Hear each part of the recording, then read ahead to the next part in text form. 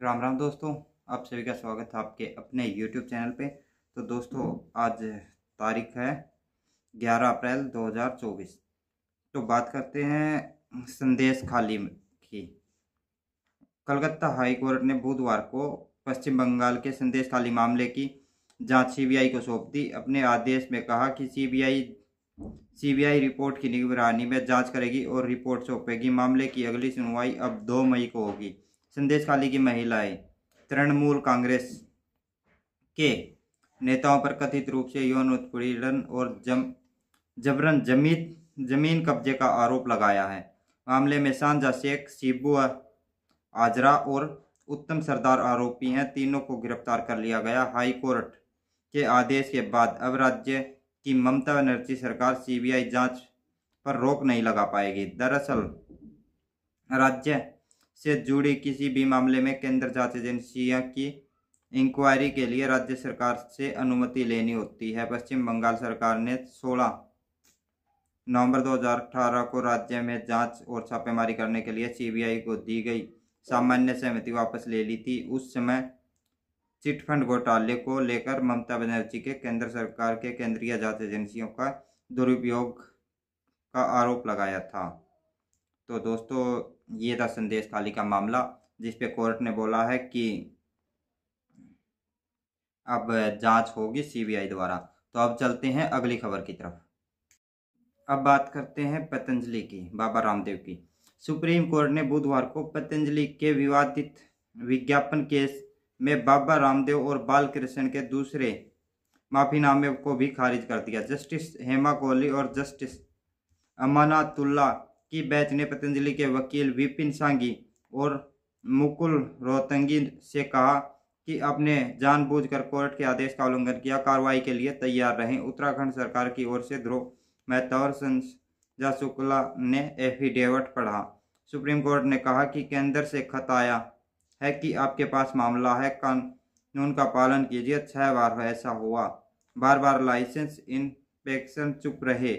इसके बाद जो आए उन्होंने भी यही कहा। तीनों अफसरों को तुरंत सस्पेंड किया जाना चाहिए। मामले की अगली सुनवाई 16 अप्रैल को होगी।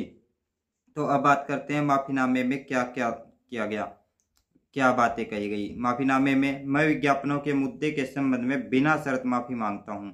मुझे इस गलती पर गहरा अफसोस है और मैं अदालत को आश्वस्त करता हूं कि इसे दोहराया नहीं जाएगा। 21 नवंबर 2023 को कोर्ट के आदेश के उल्लंघन पर भी मैं माफी मांगता हूं। मैं हमेशा कानून और न्याय की गरिमा को बनाए रखने का वचन देता हूं। सुप्रीम कोर्ट में दाखिल बाबा रामदेव का माफीनामा। तो दोस्तों, ये केस आप सबको पता ही है, विज्ञापन, भ्रमित विज्ञापन और विवादित विज्ञापन का था पतंजलि के खिलाफ।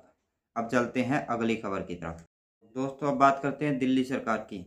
दिल्ली सरकार में समाज कल्याण मंत्री राजकुमार आनंद ने बुधवार को मंत्री पद और आम आदमी पार्टी से इस्तीफा दे दिया। इस्तीफा देने के बाद उन्होंने कहा, मुझे कहीं से भी ऑफर नहीं मिला है। उन्होंने कहा, मैं आज बहुत व्यस्त हूं। राजनीति बदलेगी तो देश बदलेगा। आम आदमी पार्टी का जन्म भ्रष्टाचार के खिलाफ आंदोलन से हुआ था। आज ये पार्टी खुद भ्रष्टाचार के दलदल में फंस चुकी है। उन्होंने कहा कि मेरे लिए मंत्री पद पर रहकर इस सरकार में काम करना असहज हो गया है, इसलिए मैं मंत्री पद और पार्टी से इस्तीफा दे रहा हूं, क्योंकि मैं इन भ्रष्ट आचरणों में अपना नाम नहीं जुड़वाना चाहता। शराब नीति केस में दिल्ली सरकार के मुख्यमंत्री अरविंद केजरीवाल और deputy CM Manish Sisodia Tihar jail में बंद हैं। पार्टी नेता संजय 6 महीने बाद 4 अप्रैल को जमानत पर रिहा हुए। ये बातें कह के मंत्री राजकुमार आनंद ने भी आम आदमी पार्टी से हाथ छुड़ा लिया। तो दोस्तों, अब चलते हैं अगली खबर की तरफ। आईपीएल की, गुजरात टाइटंस ने इंडियन प्रीमियर लीग में तीसरी जीत हासिल की। टीम ने मौजूदा सीजन के 24वें मुकाबले में राजस्थान रॉयल्स को 3 विकेट से हराया। गुजरात ने 2 मुकाबले हारने के बाद जीत हासिल की है। यह इस सीजन में राजस्थान की पहली हार है। जयपुर के सवाई मानसिंह स्टेडियम में बुधवार को गुजरात ने टॉस जीतकर गेंदबाजी करने का फैसला किया। राजस्थान ने पहले बैटिंग करते हुए 20 ओवर में 3 विकेट पर 196 रन बनाए। वहीं 197 रन का टारगेट गुजरात ने 20 ओवर में 7 विकेट पर हासिल कर लिया। तो ये थी आज आईपीएल की खबर। तो अब चलते हैं अगली खबर की तरफ। तो अब दोस्तों बात करते हैं हरियाणा की। हरियाणा में चौटाला परिवार की जंग में अब पार्टी के नेता भी कूद गए। जननायक जनता पार्टी के नेता और पूर्व डिप्टी सीएम दुष्यंत चौटाला के पिता अभय चौटाला ने इनेलो में वापसी की हामी भरी थी। इसके बाद इनेलो के महासचिव अभय चौटाला ने उन्हें गद्दार और कलंक कहकर पार्टी में कोई जगह न होने की बात कही। उनकी इस लड़ाई में इनेलो के प्रदेश अध्यक्ष रामपाल माजरा भी आ गए। उन्होंने सोशल मीडिया अकाउंट एक्स पर जजपा के इस्तीफे को लेकर तंज कसा। उन्होंने लिखा कि जजपा का राजनीतिक ही नहीं सामाजिक अंत भी तय है। गद्दारों की पार्टी में 4 लोग बचेंगे। उन्होंने जजपा के राष्ट्रीय अध्यक्ष अजय चौटाला, नैना चौटाला, दुष्यंत चौटाला और दिग्विजय चौटाला यानी कि पूरे परिवार पर ही निशाना साधा है। तो अब चलते हैं दूसरी खबर की तरफ, अगली खबर की तरफ। तो जेजेपी पार्टी के लगभग सभी नेताओं को विरोध का सामना करना पड़ चुका है। सिरसा में दिग्विजय चौटाला को भी कल विरोध का सामना करना पड़ा।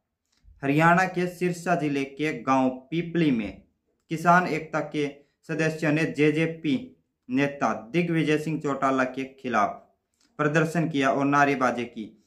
किसानों की दिग्विजय सिंह चौटाला से तीखी नोकझोंक हुई। दिग्विजय सिंह चौटाला की लाख कोशिशों के बाद भी किसान नेताओं ने उन्हें गांव में न आने के लिए कहा। किसानों के भारी विरोध को देखते हुए जेजेपी नेता गांव छोड़कर चले गए। जानकारी के अनुसार किसान एकता डबवाली के एसपी मसीता, शिवजीत, जसबीर व बोड़ा आदि इंद्रजीत मखाना को गुप्त सूचना मिली कि जेजेपी नेता दिग्विजय सिंह पीपली गांव में ग्रामीणों से मिलने के लिए पहुंच रहे हैं, जिसके चलते किसान एकता डबवाली के सदस्य पीपली गांव पहुंचे और उन्होंने दिग्विजय सिंह का विरोध किया। दिग्विजय सिंह के हजारों कोशिश करने के बाद भी किसान नेताओं ने दिग्विजय सिंह को गांव में घुसने नहीं दिया। अब चलते हैं अगली खबर की तरफ। याद होगा हरियाणा के मुख्यमंत्री, पूर्व मुख्यमंत्री मनोहर लाल खट्टर को जब उन्होंने कुआरा पेंशन शुरू की थी तो उनके ऊपर बहुत सारे तंज कसे जाते थे कि ये जो कुआरा पेंशन शुरू की है ये खट्टर ने अपने लिए शुरू की है। तो हरियाणा के पूर्व सीएम मनोहर लाल खट्टर ने कुआरा पेंशन स्कीम पर आलोचकों की सफाई दी। खट्टर ने कहा कि कुछ लोग ऐसा होते हैं जिनकी शादी नहीं होती, उनकी उम्र बढ़ जाती है, इसलिए अविवाहितों के लिए 45 साल की उम्र में पेंशन शुरू की। उन्होंने कहा कि लोग कहते हैं कि यह पेंशन योजना मैंने अपने लिए शुरू की, यह योजना के लिए नहीं बनी है। पूर्व विधायक को 50,000 रुपये पेंशन मिलती है, एक व्यक्ति को 2 पेंशन नहीं मिल सकती, इसलिए मैं 2 पेंशन नहीं ले सकता हूँ, इसलिए ये इस योजना का लाभ मैं स्वयं नहीं ले सकता। इस तरह से पूर्व सीएम ने अपनी इस योजना। बात करते हैं राम मंदिर में। राम मंदिर में स्थापित हुई 1.5 क्विंटल की रामचरितमानस, पेज 1000, कीमत 5 करोड़, मध्य प्रदेश कैडर के पूर्व IAS ने भेंट की है। तो अयोध्या के राम मंदिर में अब भगत राम लल्ला के साथ साथ सोने की रामचरितमानस के भी दर्शन करेंगे। नवरात्र के पहले दिन शुभ गर्भगृह में इसे विधि विधान से स्थापित कर दिया गया। रामचरितमानस को रामलल्ला की मूर्ति से 15 फीट दूरी पर एक पत्थर के आसन पर रखा गया। रामचरितमानस के मध्य प्रदेश कैडर के पूर्व IAS लक्ष्मी नारायण और उनकी पत्नी ने राम मंदिर ट्रस्ट को भेंट किया है। तो इसकी बात करते हैं। रामचरितमानस 1000 पेज की है, वजन 145 किलोग्राम है। इसमें 4 किलो सोना और 151 किलो तांबे। भारत में अमेरिका के राजदूत एरिक का कहना है कि भारत में रहना उनके लिए सौभाग्य की बात है। दिल्ली में आयोजित एक इवेंट में एरिक ने कहा, अगर आप भविष्य देखना और महसूस करना चाहते हैं तो भारत आइए। अगर आप भारत भविष्य की दुनिया के लिए काम करना चाहते हैं तो आपको भारत जरूर आना चाहिए। यहाँ रहना मेरे लिए सौभाग्य की बात है। अमेरिका और भारत के रिश्तों का जिक्र करते हुए एरिक ने कहा कि अमेरिका प्रशासन भारत के साथ रिश्तों को बहुत अहमियत देता है। उन्होंने कहा, हम यहाँ पढ़ाने और उपदेश देने नहीं आते बल्कि यहाँ सुनने और सीखने के लिए आते हैं।